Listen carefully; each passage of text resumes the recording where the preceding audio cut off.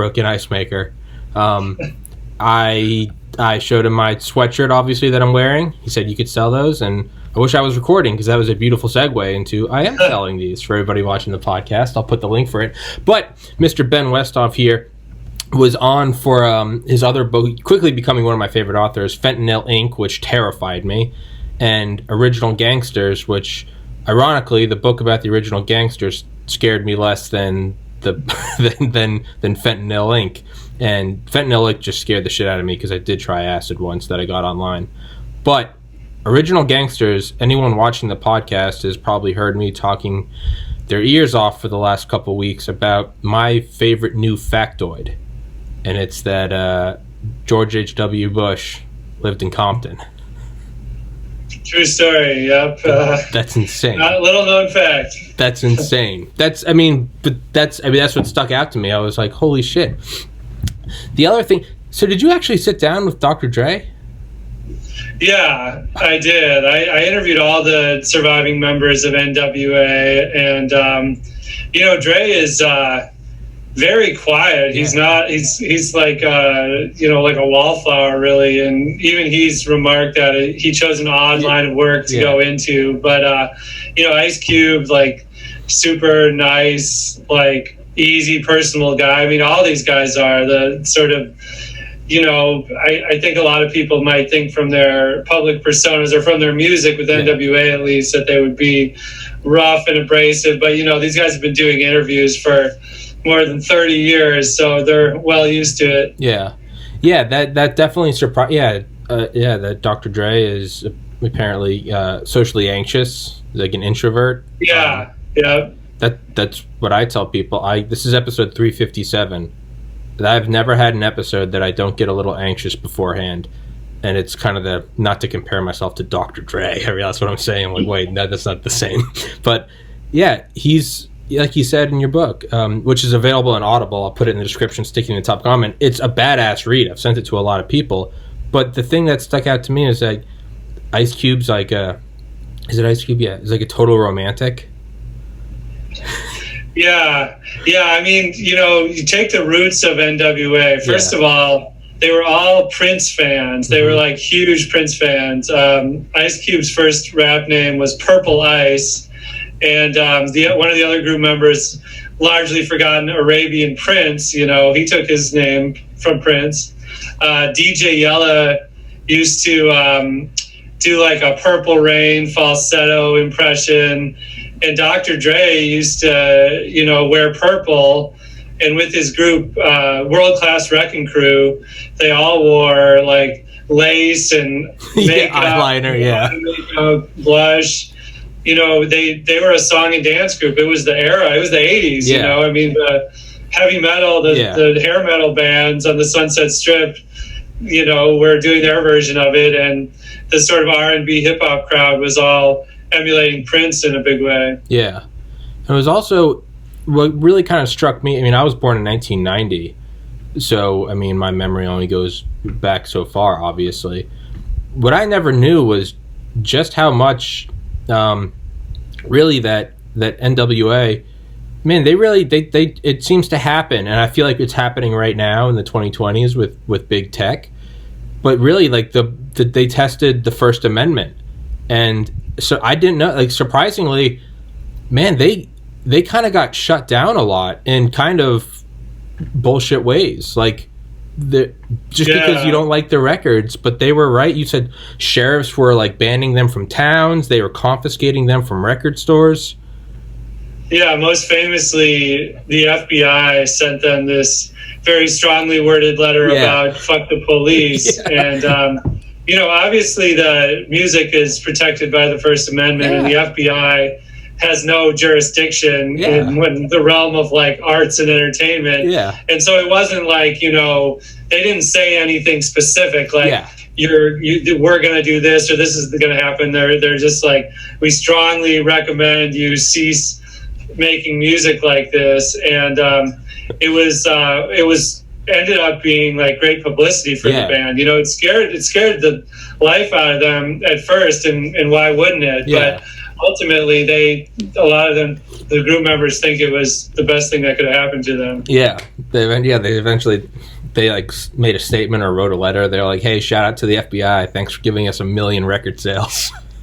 Yeah, exactly. You know, like a lot of groups want this, you know, to project this image of being badasses, Yeah. but you know, when you've actually got the top law enforcement agency in the country against you, that the proof is kind of in the pudding. Yeah, yeah, it really is, right? You have was it Tipper Gore or Nancy Reagan, right?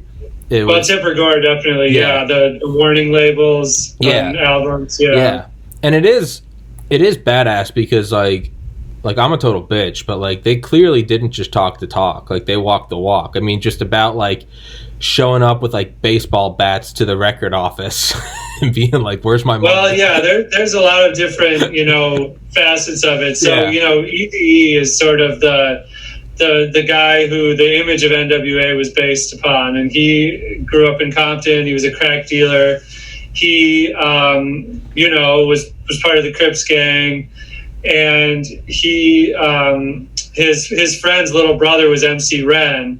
And MC Ren grew up nearby in Compton. He was also a Crip, so they kind of had these gang backgrounds. But Dr. Dre and Ice Cube were really, really anti-gang. Mm-hmm. And in fact, with their first groups, they each made like anti-gangbanging songs that sounded like they were inspired by Nancy Reagan, kind of. They were basically like, you know, it's a really bad idea to try to gang, a loser in life. It sounds sounds like an SNL skit, like, you know. Yeah, it really does. Yeah. But I mean, you know, Dre's thing was like, he didn't think anyone made money in gangs. You know, that's what he always said. And this was before, you know, the early 80s, even before crack came in. It wasn't sort of like these drug trafficking groups that we think of. And you know, they were more like guys who stuck together for protection and spent a lot of time sort of loitering, you know, on the block. And then when it came to Ice Cube, he had an older brother who convinced him that gangs were a bad idea. But, you know, Dr. Dre would have tons and tons of sort of flip-flops in his career. One of them was about gangs, you know, because by the time they got to NWA, and especially on The Chronic, he was really talking about, you know, being a G and all that. And then, of course, it's marijuana, smoking weed. In NWA, Dre has a famous line that he says, "I don't smoke weed or cess because it's known to give a brother brain damage." And, you know, that was not very long at all before he met Snoop Dogg who introduced him to smoking weed and put out The Chronic. Yeah. You know, even Eazy-E, you think about as someone who drank malt liquor and sort of was inebriated, but none of the guys drank or smoked anything at all in NWA. And it was only when Eazy-E would perform the song 8 Ball, you know, which is about the brand of malt liquor. Yeah, you get apple juice.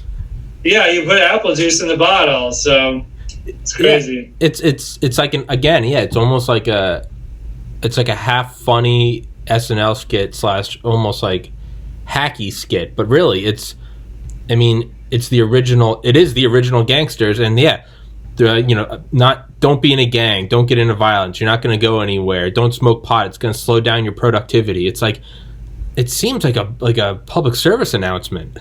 But well, and then another ironic thing is that Eazy-E actually did do a public service announcement. Yeah. He was caught in some sort of theft charge, and so he agreed to do a fire safety PSA. And you can see it on YouTube. He's basically like, you know, your belongings are valuable, but nothing's more valuable than your kids. So make sure to get them out of the house.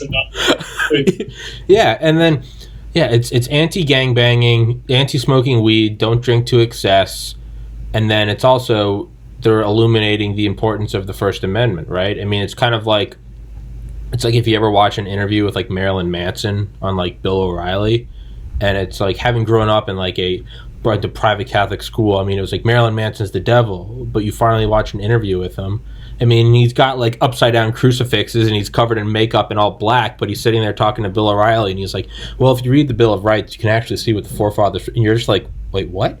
But you realize, yeah, he's just. I mean, that's what I found. Celebrities generally don't get there by accident. You don't get to be a celebrity by being antisocial. Yeah. It's like all of these guys, and all the women, all the men who are celebrities are good at making people feel special. Yeah. That's how you win managers. That's how you win press. That's how you win fans. So I'm not surprised to hear about that at all. Yeah, they're not stupid.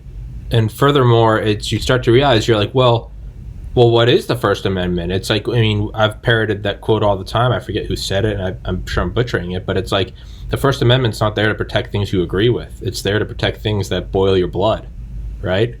And I think they illustrated that, right? It's, if they're singing "fuck the police," but they're not saying, "Hey, go to precinct 201 on the corner of 5th and whatever in LA and go take out Officer Rhodes." It's like, they're not saying that. They're just saying "fuck the police." Like, you're allowed to say that. Right.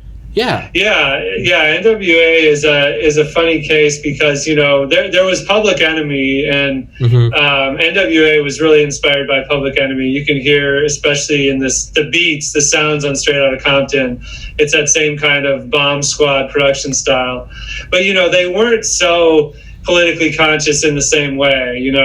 "Fuck the Police" is definitely their most conscious song, and and Ice Cube came to be, with his solo albums, he was really kind of, civil rights and black nationalism, and he joined the Nation of Islam and all that kind of stuff. But Eazy-E and Dr. Dre they wanted to make money, they wanted to get a charge out of people. And Dr. Dre, he initially didn't really want to do the song "Fuck the Police" that Ice Cube wrote. But what I was told for the book was that he and some people, including Eazy, were shooting paintball guns out the window. They were driving down the Ocean Freeway. I forget, one of the LA freeways, and they were shooting out the window paintball guns to people. So they got pulled over, and the police threw them on the ground and read them the riot act. And then after that, Dre was like, "Yeah, let's do it. Let's make that song." Yeah,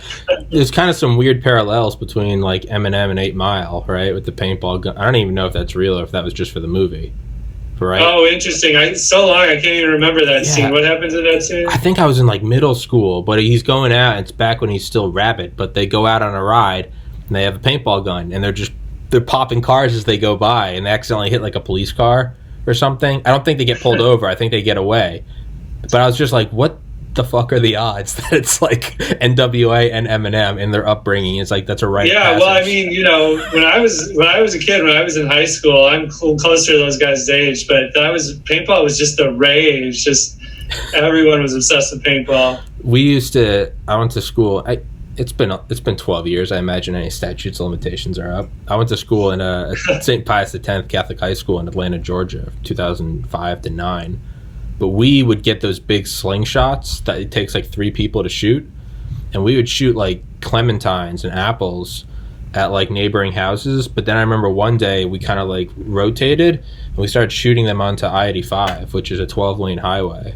And I never knew what happened, but I now know when some kids got charged a couple of years ago from throwing rocks off a bridge, and they're all charged as adults and they got life in prison. And I kind of look back at that. I'm like, man, I had no idea. What if we just hit a city bus? What if we just? Yeah, I know. Kind of stupid. I know what you mean. Yeah. I was at a concert in college. It was this band called The Samples. Have you ever heard of them? Mm-mm. They're kind of a mellow, chill vibe band from Colorado, kind of. And I was not feeling them, and so I was drunk, and my friend dared me to throw a full can of beer at the band, and so I did.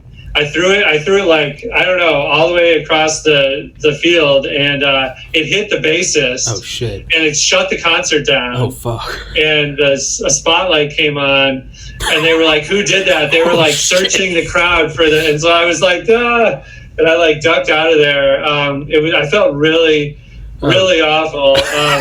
But then, like years later, I actually interviewed the lead singer, and he said he forgave me, so that was good. Well, that's good. It's yeah. Well, and neither you or I ever became famous artists, so I don't know. Maybe we should have gone further. But with Dre, I was gonna say there was one part of it, and I can't remember what part of it was, but it was something.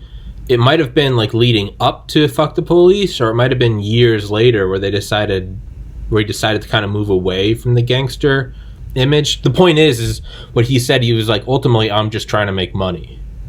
Do you recall what that was? Yeah, that's Dr. Dre. He's never written a lyric really at all. He's always had ghostwriters. Mm-hmm. He doesn't, he's like a genius of sound. Yeah.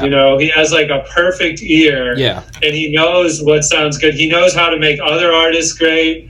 He's just completely on the sonic side, and he doesn't have, strong political opinions. Mm-hmm. He wasn't trying to he was just going wherever the wind blew him. Yeah. And, and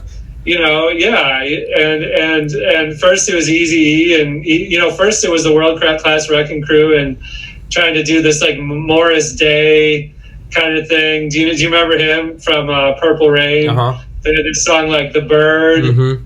And the group, Dre's group Yellow was in it too. They were doing this like bird dance. And then Eazy came along, so he went that way. Then Snoop came along, so he went towards the Chronic, that image. Then Eminem came along, and all of a sudden his lyrics started sounding like Eminem.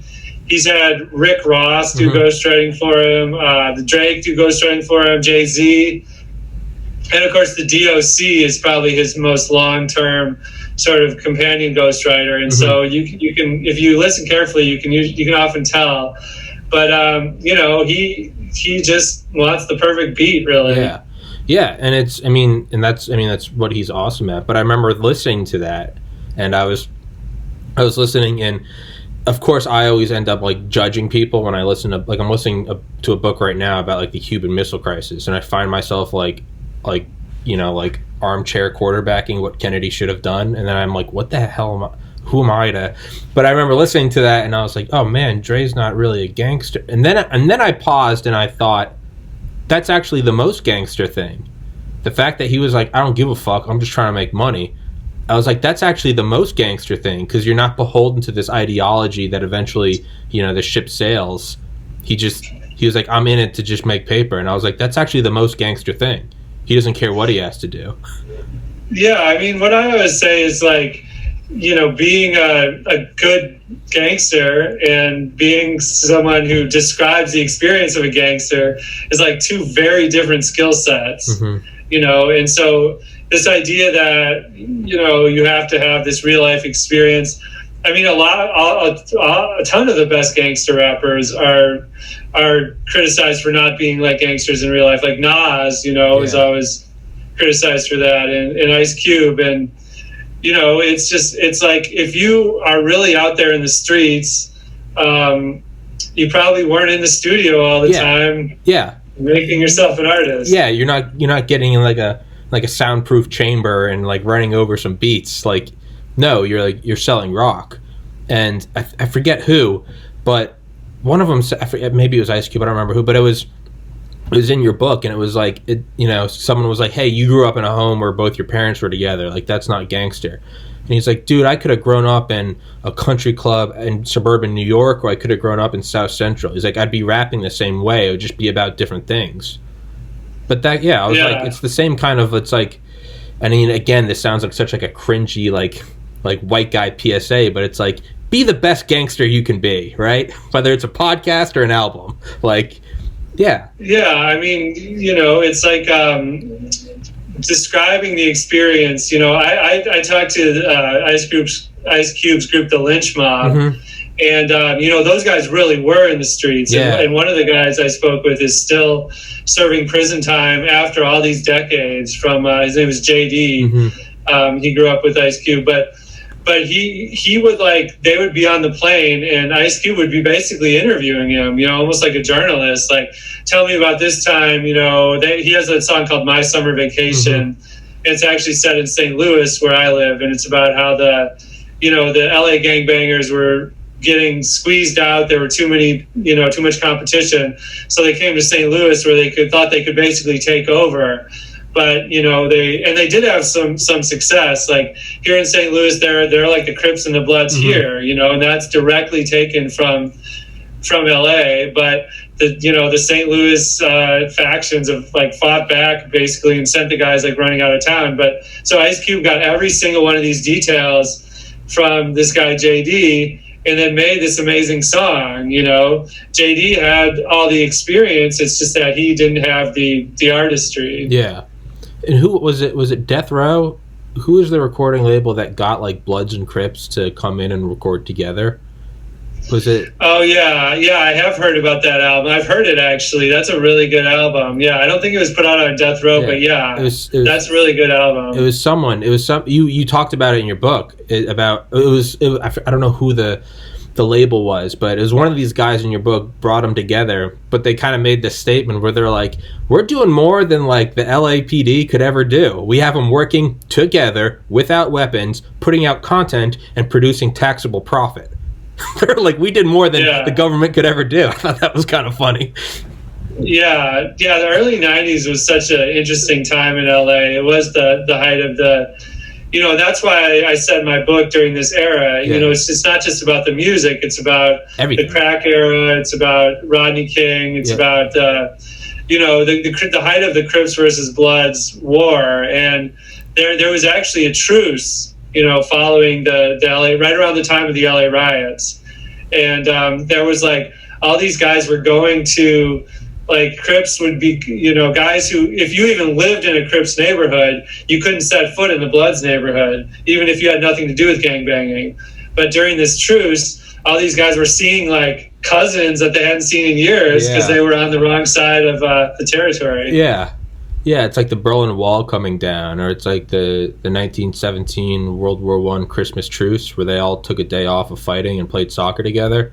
It was like this. Oh, I didn't know about that. That's really interesting. Dude, you should. There's some like great like mini like 15-20 minute documentaries on it where, I think it was 1917, where they like on Christmas Eve, I think like on one side all the Germans started singing like Silent Night or something, and on the other side the French and the British started like, you can't read about this without getting goosebumps. They started like singing along. And then apparently the next day, like one guy went up with like, put his rifle down and just kind of walked over like that. And everyone was like screaming at him, but he just came over with nothing and like gave him like a piece of chocolate. And so someone else came out and they started playing soccer together. They were drinking and giving each other chocolate, and they were all apparently, I mean, I get goosebumps talking about it right now, but there was this whole day of just, nothing but slaughter for years. And now they're all playing on Christmas Day. They're having a break. And they were all saying, like, and you can see, like, the journal writings from these guys, and they're like, we're just, like, we're all brothers. Like, you're just from Germany, I'm just from France. Like, but we're both 18 and scared shitless. And it was actually this beautiful moment where they started to realize, oh, it's these old curmudgeons that are sending us to die. When word got to the higher up, they came down, they changed out everyone from the front because they didn't want those people near each other anymore because they had become friends. They put in all new people. They said, let the slaughter resume, and if anyone ever does this again, you execute them. And it was just like, wow. Jesus. But like for a brief moment, it was like they just went up over the trenches and they just hit pause, time out, Christmas. And it's the most beautiful. That would be a badass book. I'm not trying to tell you what to write, but like it's. Well, it sounds like someone's already written it. Or where are you getting your information? Oh, just reading about it. It's a historical thing. It's the World War I. I think it's the 1917 Christmas Day truce. It's I don't know if obviously you can interview anyone, they'd all be there. But the point is, Bloods, Crips, kind of the same thing where they're all kind of coming to get. It's weird because they talk about like the LA riots, Rodney King. I've had on. I'm sure you've heard the term rooftop Korean. I don't know if you. From the LA riots. I had a guy on here, Tony Moon, who was 18, and he was one of the rooftop Koreans. And wow, it's kind of weird. He was like, was he holding a gun? Yeah, no, his dad, because his dad was first generation from Korea, and they were all in the military. So when Tony was 18, Tony was in his like 40s or 50s now. He's like a real estate agent in LA. But yeah, his dad and his uncles like gave him like a Beretta and like a Remington, and he and his cousin had to go on patrol, and I think his cousin was actually killed, was like point blank shot in the head by, I don't know, some rioter or something. But it's weird listening to Tony, but then also listening from like the other side of like the riotings. And was it Tupac that actually like emptied a clip in the car? Yeah, he did. It like deafened, like made everyone in the car deaf. Yeah. That's hilarious. Yeah, I mean, he wasn't shooting at anyone. He was just kind of like trying to get into the spirit of the thing. So, kind of switch gears. I mean, I'd always recognize the name, kind of like, I mean, I'm sure anyone listening right now probably recognizes the name like Otto von Bismarck. Maybe you don't know who he was, but you maybe recognize the name. Or like, you know, Robert or I don't know, Theodore Roosevelt. I never knew a lot about Suge Knight, but I recognized the name. You really kind of emphasized that guy was a gangster. That guy was straight up a gangster. Well, yeah, he's an interesting case too. He grew up in a super bloods heavy section of Compton, but he actually wasn't in the gang. He was like a star football player, and so people gave him a pass. And he went to UNLV. He was like a captain, defensive captain there. And then he was actually recruited as a scab in the NFL during the strike, and played like one game for the Rams or something like that. But so his football career kind of petered out, and he got into being a bodyguard and like a bouncer for clubs and stuff like that. And the way he got into with NWA is he started being the bodyguard for DOC, who was a ghostwriter and solo artist for Ruthless Records, Eazy-E's label. And then Suge had this amazing timing to come along right as Dr. Dre was really unhappy with his contract with Eazy-E and Ruthless Records, and they weren't paying him what he thought he deserved. And Suge was basically like, you know, I'll get you out of this contract. And so Dre has never been a guy to understand the business or pay any attention to it. So he was basically like, okay, go for it. And so Suge, what he did was you mentioned the baseball bats. He like brought some guys with baseball bats, called Eazy into his office under the cover of night, and basically had these guys like hold the bats and say, "Give me Dr. Dre's contract right now." And it worked. It didn't legally work. You know, those you can't like legally sign someone away under duress. Yeah. But it was it did get the message across, and so eventually Eazy agreed to release Dre from his contract with the stipulation that some of the proceeds from his next album would go to Eazy. So both sides could kind of say they won, but ultimately, you know, I think the biggest misconception about Suge is that he turned Tupac into this like unhinged gangster, you know, like guy who ended up getting killed, and that was Suge's fault. But when I, reporting Original Gangsters, I kind of came around to the other belief, which was that Tupac actually influenced Suge into kind of turning towards the dark side. And what happened with Tupac was that he was a much more conscious rapper in his first albums, but then he went to prison on a sexual misconduct charge. And right before that, he was shot when he was supposed to be meeting up with Bad Boy Records, Biggie, and Puff Daddy. And so he became convinced that Biggie knew something about his shooting, that he either set him up or he knew he was going to be shot and didn't do anything about it, because this all happened in New York.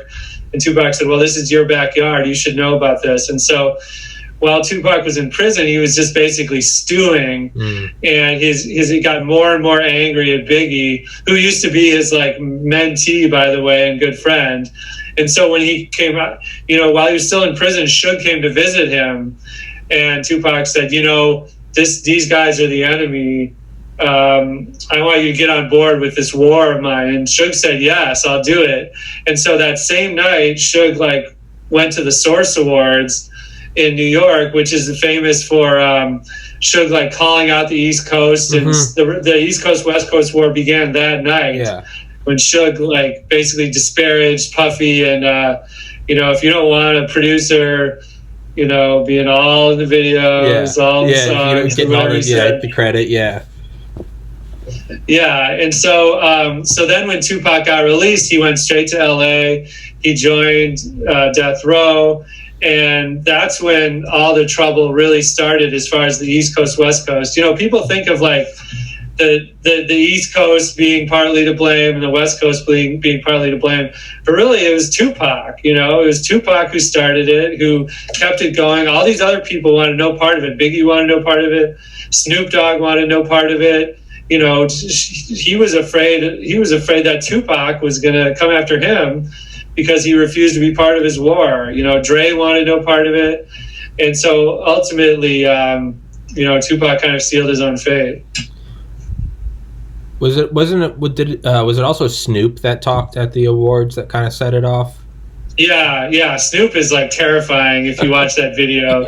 He's got like his blue, bandana on, and he's like addressing the crowd, like threatening the crowd. This is in New York. Yeah. The entire crowd, like thousands, like hundreds of people, just staring at him, and he's like, "The fuck do you want? You ain't giving us credit." Yeah. Everybody's like, "Oh shit."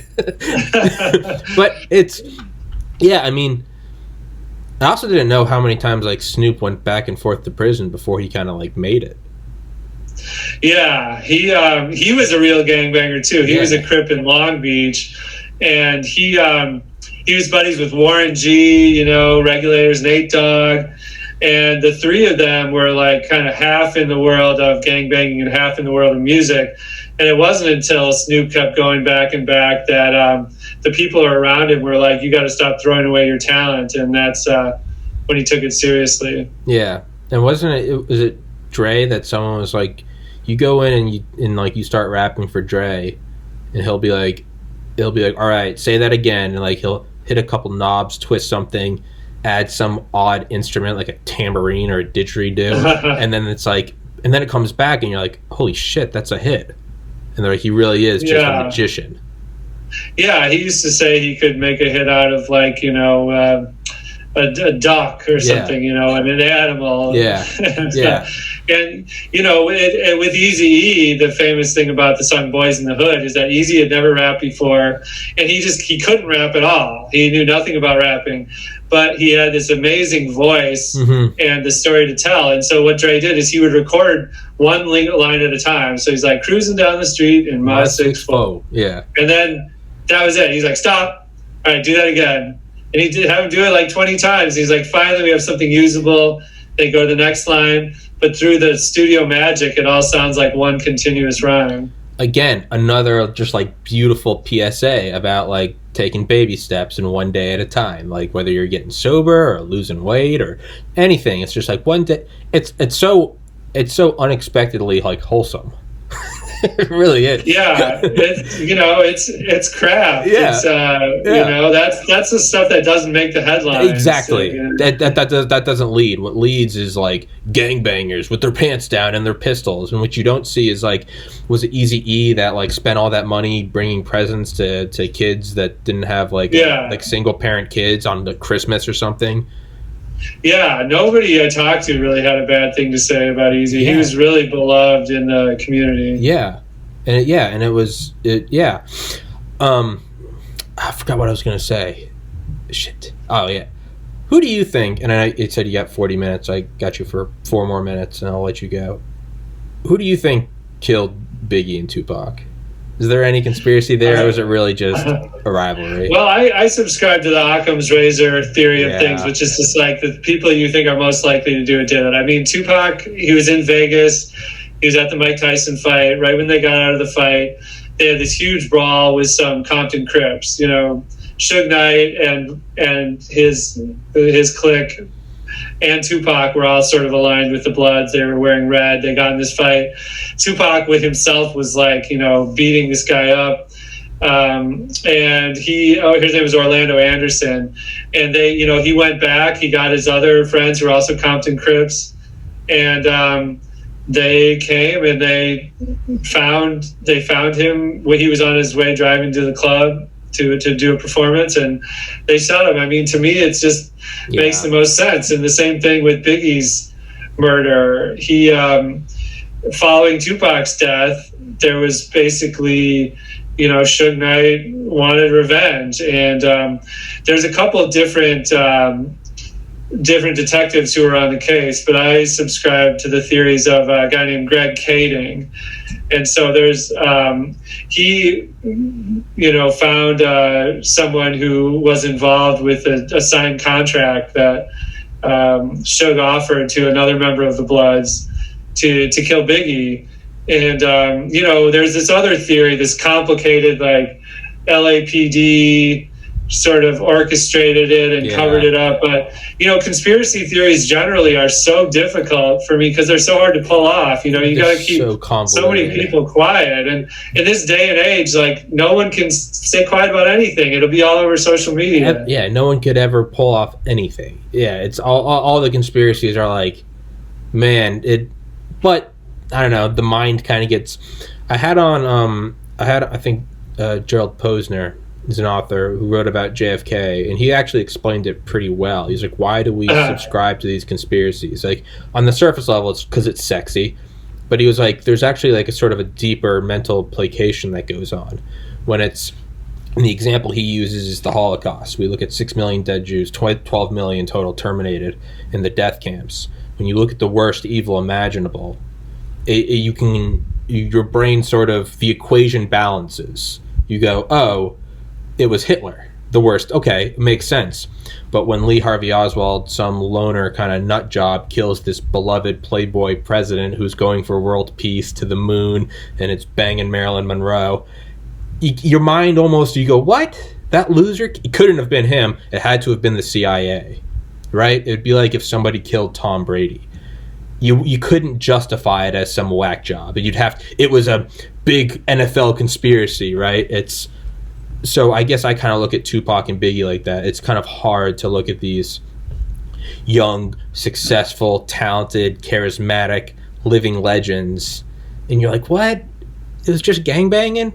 Like, you want it to be something deeper, but I'm kind of with you. I think it's Occam's razor.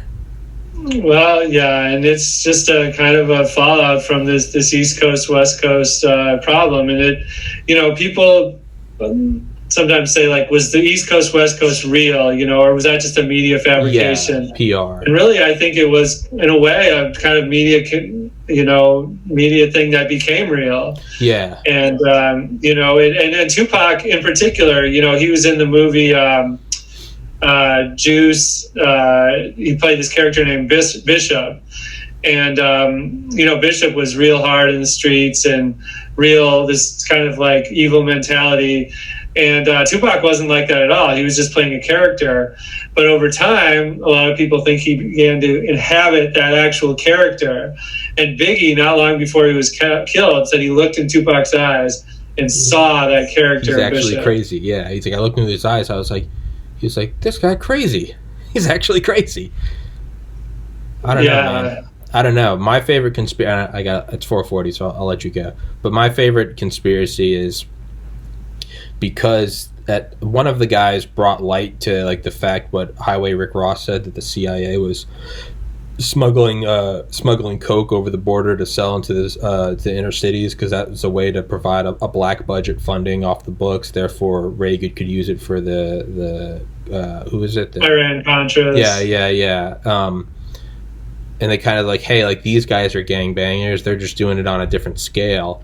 And they brought light to the whole, Freeway Rick Ross, or Highway, whatever his name was. Yeah, Freeway, yeah. And the CIA didn't like that. And that's who killed him. And it's not really believable, but it's kind of sexy. That's who killed who? They killed Biggie and Tupac to sort of put a lid. Well, yeah, I mean, I'm on board with that until that point. But I kind of get into that in my book too. But he's a great guy, Freeway Rick Ross. I enjoyed it. I played tennis with him, but that's a whole nother story. Yeah, you're such a badass, dude. You've interviewed all these guys. Yeah, he was very cool. He used to be a star tennis player, and so we played each other, and it was fun. How many people can say they played tennis with Freeway Rick Ross? That might be your trophy, man. Well, Mr. Ben Westhoff, thank you so much for coming on, man. Your book, Fentanyl Inc. and Original Gangsters, They're both badass books. I thoroughly enjoyed them. For everybody listening, I have yet to recommend a bad book. They're both amazing. Original Gangsters is fun. There's a lot in it that we didn't talk about. It's legitimately a cool book. From someone that knew nothing about it, but it just looked neat. I would say it is neat, and that will be in the description, sticking to the top comment. What are you working on right now? Can you say? Yeah, my next book is about the murder of my little brother in the Big Brother, Big Sister program. So he was my mentee. He was 19. His name was Jarrell Cleveland, and he lived in Ferguson, outside of St. Louis here, and he was murdered in 2016, and it was unsolved. So basically, this book is about me finding out what happened and figuring out who killed him, and it's a real kind of like true crime murder mystery combined with a memoir. It's a really kind of emotional book for me. Dude, I did not know that. I'm so sorry. I didn't know that. Whew, it's not all the same. I lost my older brother to suicide in 2014. Not at all the same. Completely different animals. But yeah, man, I didn't know that about you. I'm very sorry to hear that. It's well, thank you. I mean, I'm sorry about your brother. It's a lot of the book is just trying to understand grief and how what is closure and how can you get closure and stuff. And I know that it's not that simple. So. No, it's like the Terrence McKenna quote. He was like, part of enlightenment is realizing that all the loose ends don't get tied up. There is no closure. You have to learn to sit with the messiness of it all. It's not an HBO series. It's not a book where all the characters he went to jail and they got married. It's not the Lord of the Rings. A lot of it just someone dies and it's like years later you just kind of go, I guess that happened, and you just, well, I got to go to work tomorrow, and there's just, that might be the worst part of it all. Is there's no what happened, why did that happen, how can we fix it, can we solve it like an equation and put it in a box and hit case closed. And it's like, no, man, it's some of it's just, that's kind of the worst part, is it's just like, why the fuck did that happen? Shit, man, that's dark. I'd love to read it when it comes out, man. And it should be out next summer, so summer 2022. So, and you can also keep up with I have a Substack, so it's just Ben Westhoff. If you just Google my name, you'll find it. So I'll put all the links in this. Do you have any? I know I'm keeping you over. Do you have you written anything else other than Fentanyl Inc. and Original Gangsters? I talked to so many authors, I forget who's written. Yeah, no. I've got a book about called Dirty South, about Southern hip hop, and I have a book about dive bars in New York from way back. But almost all of those dive bars are now closed. Yeah. But COVID, the real killer. Well, shit, man. I'd love your book, so I would love to have you on and talk about one of those, man. You're a cool dude. You're a great author. You have range. You don't stick to one thing. It's, from Fentanyl to Original Gangsters is about as ridiculous as a gap between writing, but they're both equally interesting, sexy, terrifying, and informative. And I appreciate your writing. And if you don't hear it enough, man, you're a great fucking author, and I really appreciate your work. Thank you. That's very kind of you to say, and I appreciate you having me on, Tommy. So, absolutely. I have 1,100 titles in Audible, and I can tell you they're not all good. They're not all good. Yours are very good, so take that to the bank. But I've now kept you 6 minutes longer than I said I would, so I apologize for that, Mr. Ben Westhoff. Thank you so much. I'll shoot you an email about the Dirty South and the dive bars, and man, thank you so much for coming on.